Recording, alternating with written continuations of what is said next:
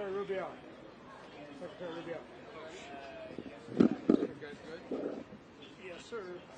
Hold on. Gotta give a chance for your producers. Pick it up. All right. I have a couple updates for you. The State Department is now actively, as it has been now for the last 72 hours, implementing our plans to help Americans in the Middle East be able to depart. As of a few minutes ago before I left, 9,000 Americans have been able to leave the region since the start of this war. We have about 1,500 Americans that are requesting assistance with departure. We have identified and continue to identify charter flights, military flight options, and expanded commercial flight options, meaning working with the airlines to send bigger airplanes with more seats, and the combination of those three things. The impediment we're facing now, in many cases, we've had a couple instances in which we have planes in the air and on the way, and unfortunately the airspace gets closed and they have to turn back around, so we're working through those challenges. Here's the message I want to deliver Americans who are in the Middle East and in need of assistance. It is very important, and I ask this of the networks as well, it is important for you to please put both the website and the phone numbers on your screens, because we need people, we need to know where you are. We need to have contact information for Americans that need assistance. They have to register with us, because as these options begin to open up, and as they open up, we have to be able to call you, we have to be able to reach you, we have to be able to know where you're staying so we can get this information to you and coordinate appropriately. And it'll be a variety of methods: charter flights, military flights and transports, expanded commercial opportunities, and in some cases land routes that will allow them to go to neighboring countries who might have open airports at that point. So it's a lot of different things here that need to happen in order to move people, but it all starts by knowing that you're there. It all starts by knowing that where you are and how we can get a hold of you. So I'm asking the networks and all of the media outlets, please publicize the two phone numbers that we've put out, as well as the website, so people can contact us and register. We've had, thousands of people call already. As I said, we've identified almost 1,600 that are requesting assistance with departure, but we need you to please be able to identify that. As I came in, I also saw the media reports about Dubai's consulate. The last update I had with seconds before getting before these cameras was that a drone unfortunately struck a parking lot adjacent to the Chancellery building and set off a fire in that place. All personnel are accounted for. As you're aware, we began drawing down personnel from our diplomatic facilities in advance of this. In the cases, for example, of Beirut, we basically drew down to bare bones, as well as in Baghdad and in Rubio and in a couple other posts as well. So we've been very fortunate, obviously, but our embassies and our diplomatic facilities are under direct attack from a terroristic regime. With an update, I will obviously refer you to the Department of War. Suffice it to say that our objectives remain as they've been identified from the beginning and by the President laid out clearly yesterday. Iran can never have a nuclear weapon, and we will now not allow Iran to hide behind the immunity of a massive short-term ballistic missile inventory or the ability to make them or launch them. And so CENTCOM, in a joint operations, is carrying out a systematic destruction of their missile belt, destruction of their launchers, and destruction of their ability to make these, as well as the destruction of their Navy. From what I've been told by the Department of War, everything is on or ahead of schedule and proceeding on these objectives. We have every confidence in the world that these objectives will be achieved. The last point I would make is, and I said this yesterday and I repeat, you're about to see, we're going to unleash Cheng on these people in the next few hours and days. You're going to really begin to perceive a change in the scope and in the intensity of these attacks as, frankly, the two most powerful air forces in the world take apart this terroristic regime and defang it and take away its ability to threaten its neighbors or hide behind a zone of immunity that allows them to develop their nuclear ambitions. This terroristic, radical, cleric-led regime cannot be ever allowed to have nuclear weapons. We saw what they were willing to do to their own people. They were willing to slaughter their own people in the streets. Imagine what they would do to us. Imagine what they would do to others. Under President Trump, that will never, ever happen. All right? Yesterday you said, yesterday you talked about Israel. Mr. Secretary. Please, guys, I can't hear them all. Yes. Yesterday you told us that Israel was going to strike Iran and that's why we needed to get involved. Today the President said that No. Iran was going to get. Yeah, your statement is false. So that's not what I was asked very specifically. Were you there yesterday? Yes, I asked Okay. you a question. No, were you the one because somebody asked me a question yesterday, did we go in because of Israel? And I said, you asked me that, that follow-up. And I said, no. I told you this had to happen anyway. The president made a decision, and the decision he made was that Iran was not going to be allowed to hide behind its ballistic missile program, that Iran was not going to be allowed to hide behind its ability to conduct these attacks. That decision had been made. The president systematically made a decision to systematically destroy this terroristic capability that they had, and we carried that out. I was very clear in that answer. This was a question of timing, of why this had to happen as a joint operation, not the question of the intent.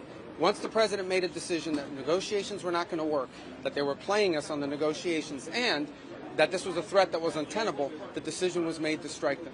That's what I said yesterday, and you guys need to play it. And if you're going to play these statements, you need to play the whole statement, not clip it to reach a narrative that you want to do, all right? This is your statement. This is your statement, Mr. Secretary. Go ahead. What do you make of the war powers resolution that's being considered here? I mean, Congress votes on those. They can if they want. There's mechanisms for it. We've complied with the War Powers Act, even though we believe it's unconstitutional, as has every other administration. Every other president has found the War Powers Act to be unconstitutional. Nonetheless, we notified Gang of Eight, which is an appropriate mechanism by which to notify Congress.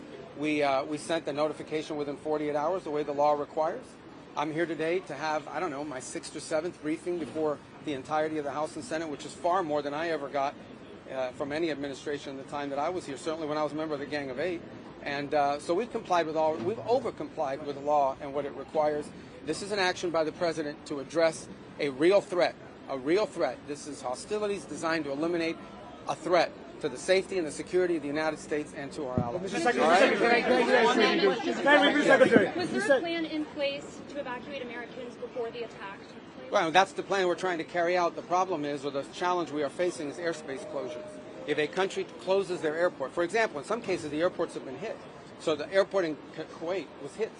So if an airport's been attacked or the airspace is closed, then we can have the planes lined up to go, but we can't get them to land because we don't have the permissions to land there. So that's the challenge. But rest assured, we are confident that we are going to be able to assist every American. As I told you right now, we have about a little over 1,500, maybe closer to 1,600 Americans requesting assistance. And we know that we're going to be able to help them. It's going to take a little time because we don't control the airspace closures. That said, there may be more people out there that need help. We need to know who you are. So please, I'm asking the media, publicize the phone numbers and the website because we need people to call in so we have their name, we have their contact information, we have their location and their request. So as these opportunities begin to open up, we can act very quickly to reach them and get them out of harm's way. Mr. Secretary, I want to just clarify what you said. Because you said there's nothing to clarify. Well, but you said I would give that. No, but you have to read. If you're going to read the whole statement. But your quote is about we knew that there was going to be an Israeli action. We knew that would precipitate an attack. Yeah, I know, I understand. But listen, all right, let me understand. And that's what. But I had a very specific question from that gentleman, and right?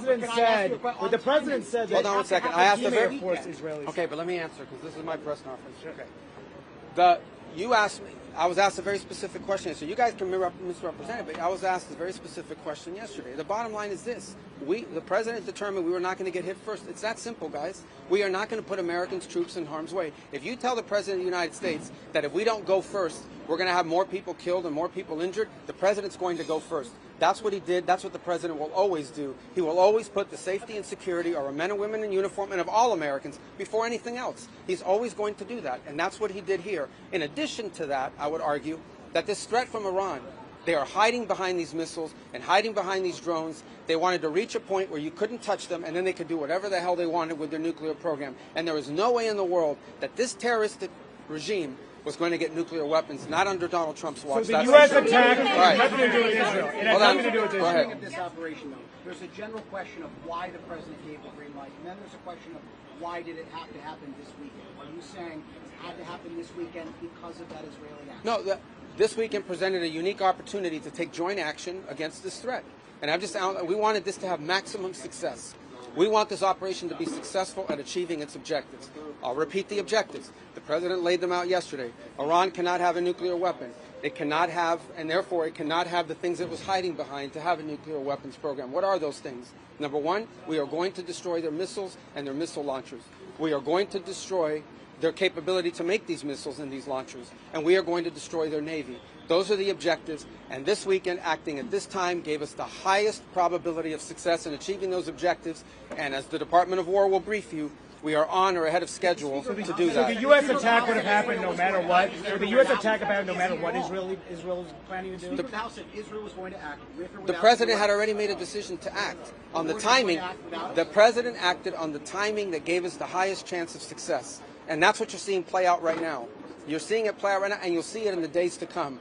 We will systematically take apart their missile program. We will destroy their ability to sponsor terrorism, by the way. We will destroy their factories. We will destroy their Navy. Those objectives are going to be met. We're well on our way to meeting them. It will not be easy. There will be a price to pay for it, but that is a much lower price to pay than having a nuclear-armed Iran. I got to go brief these guys. Hold on. Yes. Yes, ma'am. How heavily is the administration leaning into the 2001 AUMF justification of these strikes? The what now?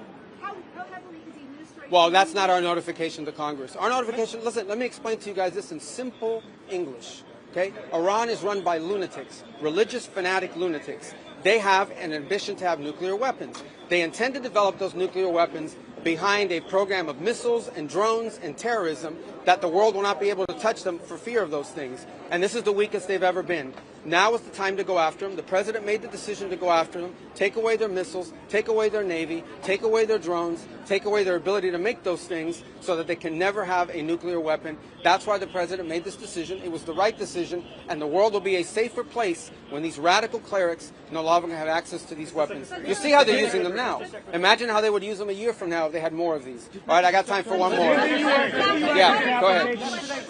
Yesterday, several Democrats criticized what you said. Yeah, of course they could have. The question is, several Democrats criticize. They're going to always criticize. We've been doing this for years, guys. They come out. I'll tell you right now, they're going to come out after the briefing and say, we didn't hear anything. We have more questions than answers. You mark my words. But we still do these briefings. Go ahead. Sir, Mr. Secretary, their criticism was on the timeline. They said that Israel is dictating the timeline for the United States. No, the president. As you know, several people on the right have also agreed with that. How would you respond to Well, the United States made a decision. Under the President of the United States made a decision. This is intolerable. Iran cannot have these missiles, cannot have these drones, cannot threaten the world. The President said this is the weakest they've ever been. If we don't hit them now, a year from now, a year and a half from now, no one will be able to touch them, and they'll be able to do whatever they want. And he made a decision to go. And he made a decision to go in a joint operation because it gave us the highest chance of success, and he made the decision to go first because he concluded that we were not going to get hit first. We were not going to absorb a blow from them. We were going to go first. He was not going to run the risk that they could attack us before we could hit them, because in addition to costing lives, it would undermine the effectiveness of our operation. All right, guys, I got to go. Thank you.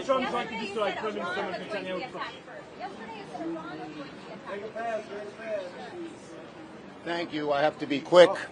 Look, America, the American people do not want an endless war.